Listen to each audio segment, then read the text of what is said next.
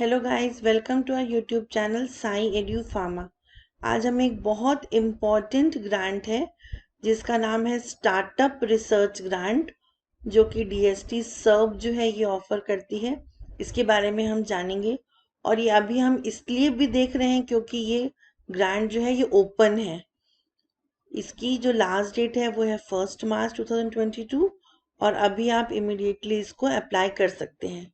तो आइए हम इसके बारे में जानते हैं। तो सबसे पहले तो ये जो है इसका ऑनलाइन पोर्टल है www.serveonline.in।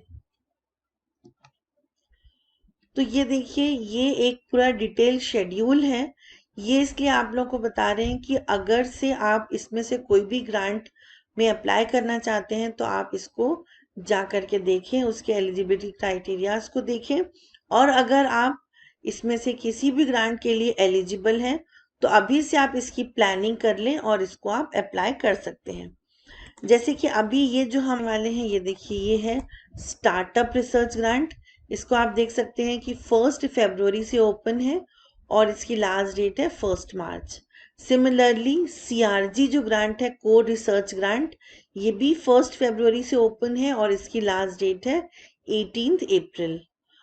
और आगे आप जाएंगे तो आप ये देखेंगे कि सर्व टेयर ग्रांट है। ये होती है teachers associateship for research excellence grant. ये भी ओपन है, 10 फरवरी से ओपन है और 15 मार्च लास्ट डेट है।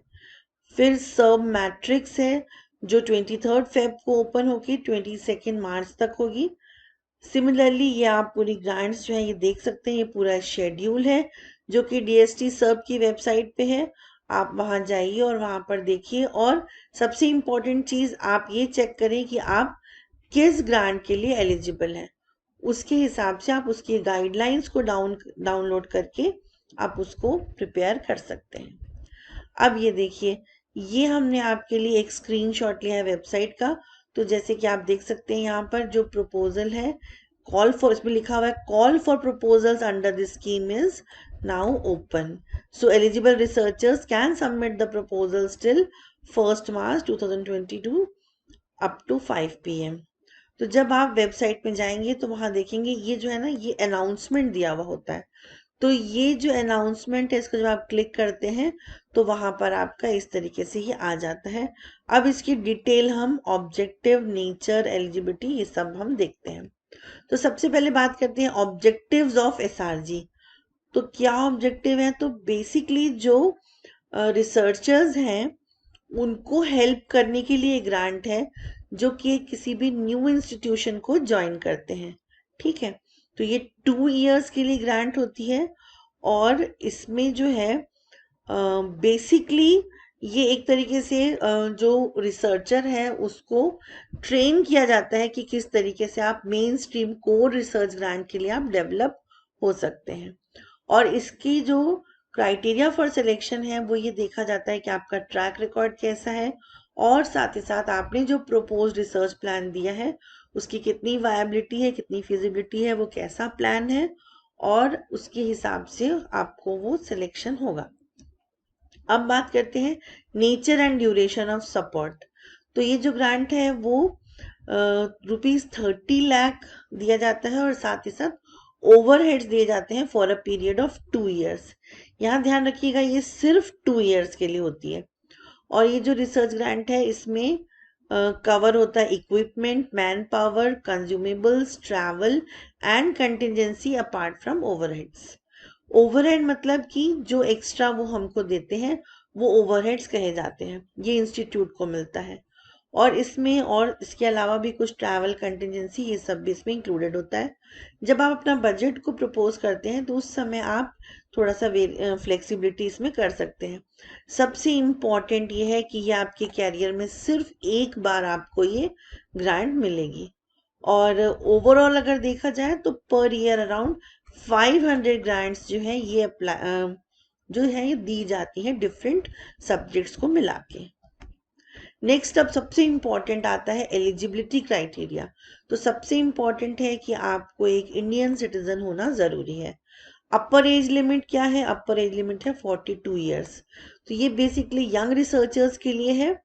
और इसमें रिलैक्सेशन है 3 years का for the candidates of SC ST OBC and physically challenged and women candidates. तो +3 years मतलब 45 years तक ये लोग एलिजिबल होते हैं। उसके बाद एक और इम्पॉर्टेंट चीज कि जो कैंडिडेट है उसके पास PhD डिग्री होना जरूरी है। कौन कौन से ब्रांचेस या सब्जेक्ट्स में? साइंस और इंजीनियरिंग, और MD MS MDS और MVSC डिग्री, इनमें से कोई भी डिग्री अगर है तो आप एलिजिबल हैं for applying for this grant. इसके अलावा और क्या चीज होना चाहिए आपके पास? आप एक रेगुलर एकेडमिक या रिसर्च पोजीशन में होना आपको जरूरी है। ओके, और कहाँ पर? In a recognized academic institution और नेशनल लेबोरेटरीज और any other recognized R&D institution. अब इसमें एक और सबसे इम्पोर्टेंट क्राइटेरिया ये है कि अगर आप किसी इंस्टीट्यूशन को ज्वाइन करते हैं तो ज्वाइन करने के विद इन 2 years ही आप एलिजिबल होंगे इसको अप्लाई करने के लिए। तो 42 years इसकी अपर लिमिट है, और साथ ही साथ इसमें आप अगर आपको ज़्यादा टाइम हो गया इंस्टीट्यूशन को ज्वाइन किए तो फिर आप इसको अप्लाई नहीं कर सकते। अब बात करते हैं कि इसमें एक और कंडीशन दी है कि कुछ फॉरेन नेशनल्स हैं जो कि एक रेगुलर एम्प्लॉय है किसी public funded and recognized R&D laboratories में, इंस्टीट्यूशंस में, तो फिर इंडिया के ही, तो वो एलिजिबल होंगे, बट वो PI होंगे और उनके साथ में उनको एक इंडियन को PI लेना जरूरी है। वैसे आप ये वाली ग्रांट में कोई को-PI नहीं ले सकते हैं, लेकिन फॉरेन नेशनल्स जो हैं ये एक इंडियन को-PI इनको लेना कंपलसरी है, मस्ट है। ओके, बट यहाँ पर भी जो को-PI है उनको वो सारे एलिजिबिलिटी क्राइटेरियाज को फुलफिल करना होगा। अब यहाँ बात करते हैं कि जो रेगुलर टर्म बोल रहे हैं ये क्या है। सो रेगुलर मतलब those who are appointed by the institutions against the sanctioned post. Such positions are regularized or confirmed after the probation period is over.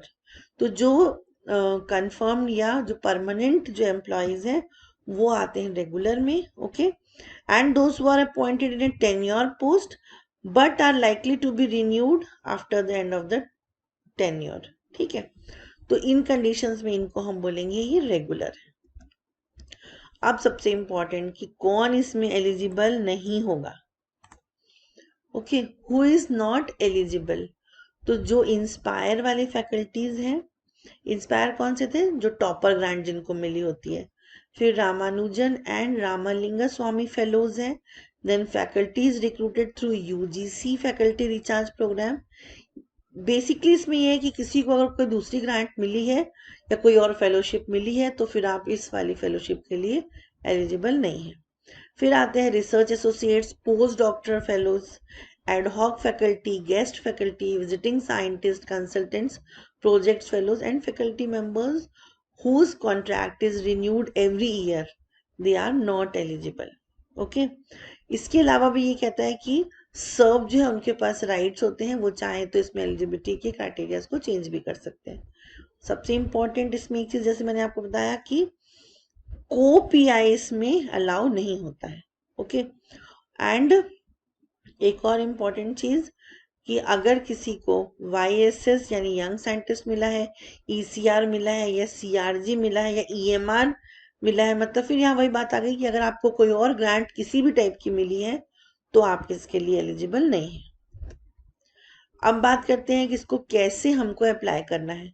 तो टाइम टू टाइम इसके जो एडवर्टाइजमेंट है वो निकलता है। कहाँ निकलेगा?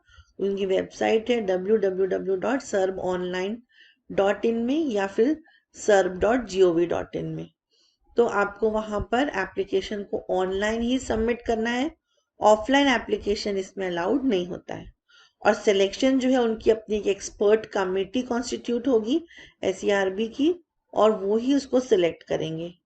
अब बात करते हैं कि ऑनलाइन सबमिशन के लिए हमको क्या करना होता है। तो सबसे पहले आप उसकी वेबसाइट में जाएंगे, अपने आप को रजिस्टर करेंगे। रजिस्टर करने के बाद वहां पर जब आप लॉग इन करेंगे तो वो आपसे एक अपना प्रोफाइल को अपडेट करने के लिए बोलेंगे। उस प्रोफाइल में है बायोडाटा, फोटो और इंस्टीट्यूट का एड्रेस। ठीक है, अब बात करते हैं प्रपोजल्स की। उसमें जो आप प्रपोजल बनाएंगे और उसमें अपलोड करेंगे उसमें क्या होना चाहिए। तो सबसे पहले प्रोजेक्ट टाइटल जो है वो 500 कैरेक्टर्स से ज़्यादा नहीं होना चाहिए। कैरेक्टर्स का मतलब होता है लेटर्स प्लस स्पेस। ओके, फिर उसके बाद आती है प्रोजेक्ट समरी, उसका है मैक्सिमम 3000 कैरेक्टर्स। कीवर्ड इसमें आपको मैक्सिमम 6 दे सकते हैं। फिर आपको लिखना होगा objective of the project. Objective मतलब क्यों आप इसमें काम कर रहे हैं, या हम एम्स बोल सकते हैं। तो इसके कैरेक्टर्स हैं मैक्सिमम 1500। इसके बाद आता है expected output and outcome of the proposal, तो इसके हैं मैक्सिमम 1500 कैरेक्टर्स। इसके बाद सबसे इंपॉर्टेंट है बजट। बजट मतलब आपको कितना फाइनेंस चाहिए और वो पैसे को आप कहाँ कहाँ यूज करोगे। सबसे पहले मैन पावर, मैन पावर मतलब सैलरी। फिर आता है कंज्यूमेबल्स, कंज्यूमेबल्स में क्या आएगा, इसमें आएगा आपके जो आप केमिकल्स यूज करेंगे, ग्लासवेयर यूज करेंगे, कुछ आप किट्स यूज करते हैं, वो आ जाएगा इसमें। फिर आपको ट्रैवल मतलब आपको पेट्रोल क्या लगेगा, आपको कहीं दूसरी जगह जाना होगा कुछ स्टडी कराने के लिए, उसके लिए आप क्या इसमें डालना चाहते हैं, वो आपकी ट्रैवल हो जाएगा। फिर आपको कौन सा इक्विपमेंट लेना है, तो यहाँ ध्यान रहे इक्विपमेंट का आपके पास डिटेल होना चाहिए, मॉडल, मेक, कंपनी, पूरा डिटेल। इसके लिए सबसे अच्छा ये है कि आप जो भी इक्विपमेंट लेना चाहते हैं उसका आप एक कोटेशन बुलवा लें, और जो बेस्ट कोटेशन है उसको आप इसमें डाल सकते हैं। फिर आता है कंटिजेंसी, कंटिजेंसी मतलब इसके अलावा और आपको क्या लगेगा, लाइक स्टेशनरी लगेगी या और भी कुछ लगेगा। ओवरहेड्स जो है मतलब ये आता है कि इसके अलावा एक्स्ट्रा कुछ और जो है एडिशनल चीजें लाइक इलेक्ट्रिसिटी है या फिर और जो भी इसमें लगेगा, वो आप एक परसेंटेज दिया हुआ होता है, इतना परसेंटेज ओवरहेड में आएगा, वो आप यहाँ पर इंक्लूड कर सकते हैं। ओके, इसके अलावा ये तो हुआ बेसिक, और इस प्रपोजल से रिलेटेड जो भी आप टेक्निकल डिटेल्स बताना चाहते हैं उसको एक अदर से टेक्निकल डॉक्यूमेंट के फॉर्म में हमको अपलोड करना होता है, और वो जो एक है वो एक सिंगल पीडीएफ फाइल में जाएगा जिसका कि साइज 10 MB से ज़्यादा नहीं होना चाहिए। अब बात करते हैं कि कौन कौन से डॉक्यूमेंट्स इसमें लगेंगे। तो जो डॉक्यूमेंट्स हैं उनको ध्यान रखिएगा कि वो पीडीएफ फॉर्मेट में ही जाएगा। सबसे पहले है बायोडेटा। ओके, तो ये जो जितने यहाँ पर दिए हुए डॉक्यूमेंट्स सबके टेम्पलेट्स जो है वो अवेलेबल है वेबसाइट में, वहां से आप डाउनलोड कर सकते हैं। एक बार टेम्पलेट्स का भी मैं आपको अभी लास्ट में दिखा दूंगी। तो फर्स्ट है बायोडेटा, आपका बायोडेटा यानी सीवी, आपका डिटेल। फिर आएगा सर्टिफिकेट फ्रॉम प्रिंसिपल इन्वेस्टिगेटर। इसमें बेसिकली जो पीआई है वो ये डिक्लेयर करते हैं कि हमारा ओरिजिनल वर्क है और हम सारे रूल्स एंड रेगुलेशंस को फॉलो करेंगे। इसके बाद आता है endorsement letter from the head of institution. इसमें जो हेड है वो साइन करके देंगे कि इनको हम अलाउ करेंगे यहाँ पर काम करने के लिए। फिर आपका एज प्रूफ, ये बहुत इंपॉर्टेंट है क्योंकि जैसे मैंने आपको बताया कि 42 ईयर्स मैक्सिमम है और कैटेगरी और विमेन कैंडिडेट के लिए 45 है। तो इसलिए यहाँ पर क्लास 10th की मार्कशीट या अगर आपका बर्थ सर्टिफिकेट है तो इन दोनों में से कोई भी एक डॉक्यूमेंट आप एज प्रूफ के लिए सबमिट कर सकते हैं। फिर आता है कैटेगरी सर्टिफिकेट, ये भी इसलिए डालना है क्योंकि आपको एज रिलैक्सेशन चाहिए उसके लिए। फिर है प्लेगैरिज्म अंडरटेकिंग कि हमने इसमें कोई कॉपी नहीं किया है, उसका भी फॉर्मेट दिया हुआ है, आप उसको डाउनलोड करके उसको भी फिल कर सकते हैं। इसके बाद बात करते हैं कि अगर किसी रीजन से हमको टर्मिनेट करना है ये प्रोजेक्ट, या हम चाहते हैं कि इसको हम ट्रांसफर करें किसी दूसरे इंस्टीट्यूट में, तो उसके लिए क्या यहाँ पर गाइडलाइंस है। तो सबसे पहले तो अगर आप ऐसा कुछ चाहते हैं तो आपको सर्व को इन्फॉर्म करना पड़ेगा through host institute. Through host institute मतलब जो हेड होंगे होस्ट इंस्टीट्यूट के, होस्ट मतलब जहां से आपने अप्लाई किया है। ओके, और साथ ही साथ आपको प्रॉपर जस्टिफिकेशन देना होगा कि क्यों आप इसको ट्रांसफर लेना चाहते हैं या क्यों आप इसको एंड करना चाहते हैं। टर्मिनेशन मतलब एंड करना चाहते हैं। तो यहाँ पर ये बोल रहे हैं कि जो इम्प्लीमेंटिंग इंस्टीट्यूट है वो अगर उन्होंने आपने डेट ऑफ टर्मिनेशन डाल दिया तो उसके बाद से, या अगर जो डेट ऑफ रेजिग्नेशन है जो पीआई की, उसके बाद से जो इंस्टीट्यूट है वो उसमें उस पैसे को कुछ भी खर्च नहीं कर सकते हैं, कोई भी एक्सपेंडिचर नहीं कर सकते हैं। ओके, उसके बाद यहाँ पर इंस्टीट्यूट को ये अरेंज करना होगा कि सारे रिलेटेड जो रिलेवेंट डॉक्यूमेंट्स हैं उसको वो सबको सबमिट करें। फिर सर्व जो है या जो ग्रांटिंग अथॉरिटी है उनके पास राइट्स होता है कि वो खुद अपने आप भी टर्मिनेट कर सकते हैं फॉलोइंग कंडीशंस में। अगर जो अप्रोप्रिएट प्रोग्रेस होनी है वो प्रोग्रेस नहीं हो रही है वर्क में, या अगर उनको ये लगता है कि जो ग्रांट उन्होंने दी है उसका यूटिलाइजेशन प्रॉपर नहीं हो रहा है, या फिर अगर आपने कोई फॉल्स इंफॉर्मेशन सबमिट की है, या आपने जो कुछ फैक्चुअल इंफॉर्मेशन है उसको सप्रेस किया है, कुछ गलत अगर आपने इंफॉर्मेशन दिया है, तो वहां पर सर्व चाहे तो वो भी टर्मिनेट कर सकता है प्रोजेक्ट को। इसके अलावा यहाँ पर एक चीज और इम्पोर्टेंट है कि जो ये प्रोजेक्ट है वो जिसको सैंक्शन होगा उसी के नाम पर रहेगा। ये क्योंकि इंडिविजुअल पर्सन को सैंक्शन हो रहा है इसलिए इसको किसी और को आप ट्रांसफर नहीं कर सकते हैं। बट अगर आप सपोज जो पीआई है वो कहीं शिफ्ट हो रहे हैं तो फिर वो अपने दूसरे इंस्टीट्यूशन में इसको लेके जा सकते हैं। किस कंडीशन में? देखिए यहाँ पर दिया हुआ है फ्रॉम प्राइवेट और पब्लिक और government institution to any other public और गवर्नमेंट इंस्टीट्यूशन। मतलब एक इंस्टीट्यूशन से दूसरे में हम इसको शिफ्ट कर सकते हैं। और दूसरा क्या बोल रहे हैं? General administrative transfers in government और पब्लिक फंडेड इंस्टीट्यूशंस। बट यहाँ भी एक चीज इंपॉर्टेंट होती है कि इसमें भी आपको एनओसी लेना होता है होस्ट इंस्टीट्यूट से भी और जहां आप उसको लेके जा रहे हैं उससे भी, और दोनों एनओसी को आपको सबमिट करना होता है। इसके अलावा और किसी भी कंडीशन में जो चेंज ऑफ इंस्टीट्यूट है वो अलाउड नहीं होता है। अब हम आपको दिखाते हैं कि किस तरीके से आप टेम्पलेट को डाउनलोड कर सकते हैं।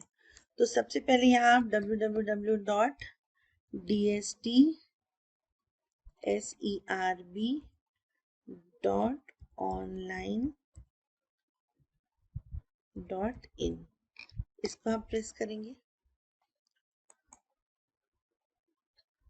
तो अब ये देखिए ये आपके पास आ गई डीएसटी सर्व का जो फर्स्ट ओपन हो गया, फर्स्ट पेज वेबसाइट का। तो यहाँ देखिए यहाँ पर होता है अनाउंसमेंट्स, है ना। तो ये हम अनाउंसमेंट को क्लिक करेंगे तो इसमें आता है क्लोज्ड, ऑनगोइंग और अपकमिंग। तो हम यहाँ पर क्लिक करेंगे ऑनगोइंग। ऑनगोइंग में हमने क्लिक किया स्टार्टअप रिसर्च ग्रांट। ओके, तो ये देखिए स्टार्टअप में ये जो अभी हम लोगों ने पढ़ा देखा।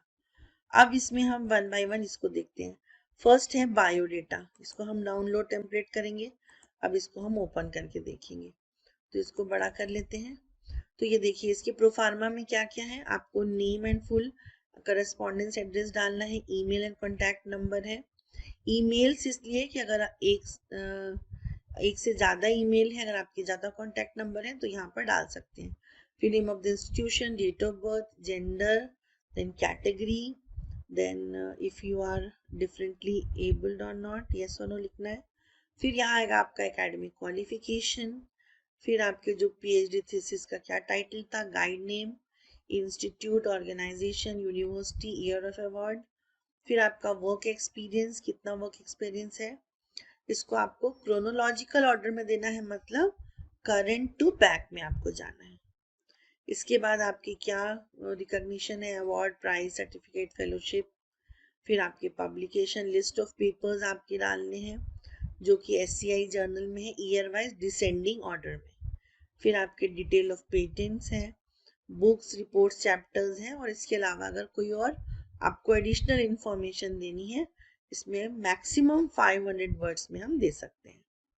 फिर वापस जाएंगे, सेकेंड हमको देखना है प्रिंसिपल इन्वेस्टिगेटर का। तो हमने इसको क्लिक किया, डाउनलोड किया, इसको ओपन किया।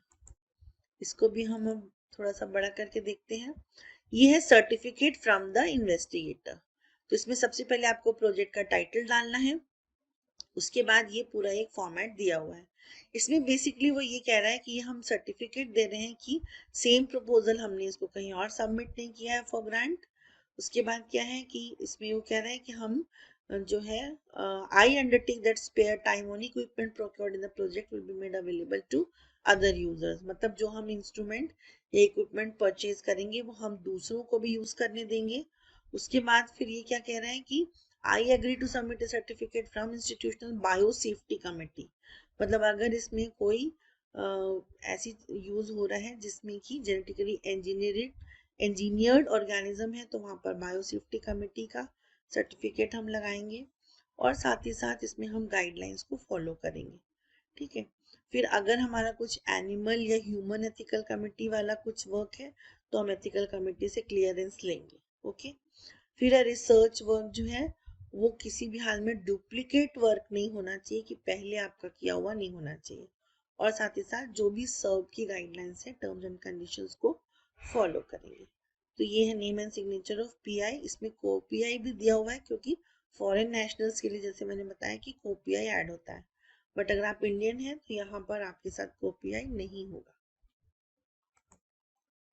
फिर और क्या है नेक्स्ट, एचओडी या हेड जो है उनका क्या टेम्पलेट है। तो हेड के लिए यहाँ पर देखिए क्या टेम्पलेट है। जो एंडोर्समेंट वो देंगे वो ये बोलेंगे कि जो एप्लीकेंट है उनका नाम होगा इज वर्किंग एज, जो एप्लीकेंट है उनका यहाँ पर नाम आएगा और उनका डेजिग्नेशन आएगा और डेट ऑफ ज्वाइनिंग, और साथ में यहाँ पर उनके प्रोजेक्ट का टाइटल। ओके। तो बेसिकली इसमें ये है कि जो हेड हैं वो ये एंडोर्स कर रहे हैं कि ये हमारे ही इंस्टीट्यूट के पर्सन है, और इनका डेट ऑफ ज्वाइनिंग जो है वो इसलिए बोल रहे हैं क्योंकि 2 इयर्स से ज़्यादा नहीं होना चाहिए।